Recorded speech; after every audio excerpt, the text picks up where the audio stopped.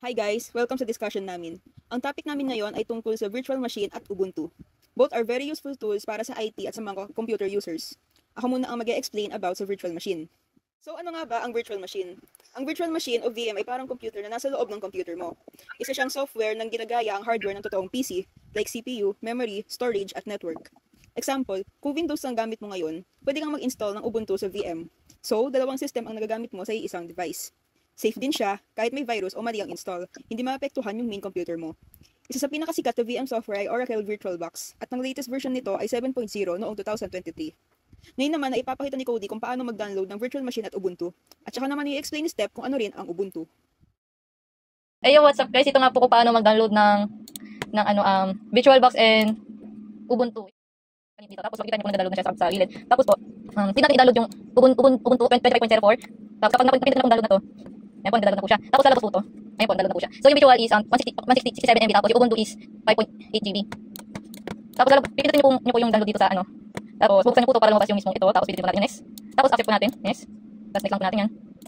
Yes, next. Tapos install lang natin. Okay, install. Ayaw. TV. Gogi. Tapos lalabas po to, pindutin lang po natin ang next. Tapos mag-agree po tayo dyan. Tapos next lang po natin. Yan. Tapos pindutin lang po natin yung install. Yan. Tapos hintayin lang po natin mag-install.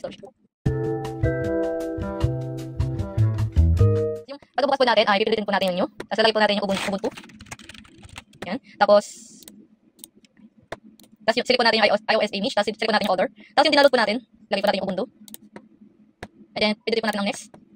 Tapos lalagay po tayong password, kahit yung easy password lang. Ayan. Kapag napagalagay po natin ng password, i-next lang po natin. Tapos kung gusto niyo pong ibahin yung kaya hanggang gusto niyo dito, pwede niyo naman po iba. Basta wag po siyang lalampas sa orange or red. Ay lalagay po natin dito. Tapos dito naman po pwede po natin adjust dito kasi magalag po kasi siya pag nilagay natin dito. Tapos ito po, dito lang. Yan. Kahit anong gusto niyo pwede niyo ilagay, basta wag lang po sa orange or red. Sa green lang po. Tapos next po natin. Tapos finish na po natin. Yan. Ayan, hintayin lang po natin siya. Ayan. So yung pagbukas po, ito po yung ano natin, screen natin sa Ubuntu. Tapos click niyo. Tapos i-download, open natin siya. Ayan. Tanong pa yung open doors. Ayan, i-open po natin yung Ubuntu. Ubuntu. Pindutin po natin yung try, ayan. Ayan po. Habang hinihintay po natin yan, hintayin lang po natin. Ayan po, habang nagbubukas at nagbubukas siya, hintayin lang po natin siya. Ayan po talaga yan, mabagal.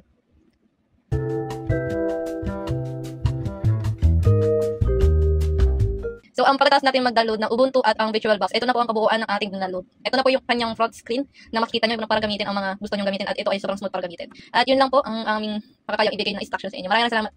Peace. Ngayon naman, ako mag-explain about Ubuntu. Ang Ubuntu ay operating system na gawa ng Canonical Ltd, libre at open source ito, kaya kahit sino pwedeng gumamit. Nakabase ito sa Linux at isa sa pinaka-user-friendly na Linux distributions. Base sa Canonical Docs 2023, may kasama na itong built-in apps tulad ng LibreOffice para sa documents at Firefox para sa browsing, kaya hindi mo na kailangan bumili ng extra software. Ang latest version ngayon ay Ubuntu 25.4 Plucky Papin, release nitong April 2025, sabi ng Canonical at ProSforce 2025. Mas mabilis, mas source at mas simple gamitin.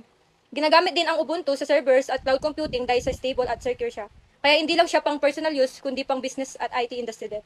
Kung beginner ka sa Linux, magandang starting point ang Ubuntu kasi madali siyang gamitin at may malaking community na andang tumulong. Okay, so i-summarize na natin yung pinag-usapan. Ang virtual machine ay parang second computer sa loob ng main computer mo. At ang latest VirtualBox ay 7.0. Ang Ubuntu naman ay free Linux OS at ang latest version ay 25.04. Plunky Puffin, ang ganda kasi ng pwedeng mag-combine yung dalawa. Kung gusto mong itry ang Ubuntu, pwede mo siyang install sa loob ng virtual machine. Safe siya, walang risk sa main computer mo. At pwede ka pa mag-practice ng coding, testing, at system management. Kaya makikita natin na virtual machine at Ubuntu ay parehong important tools sa IT world ngayon. Sila ay nagbibigay ng flexibility, learning, opportunities, at security para sa mga users. That's the end of our presentation. Maraming salamat sa pakikinig.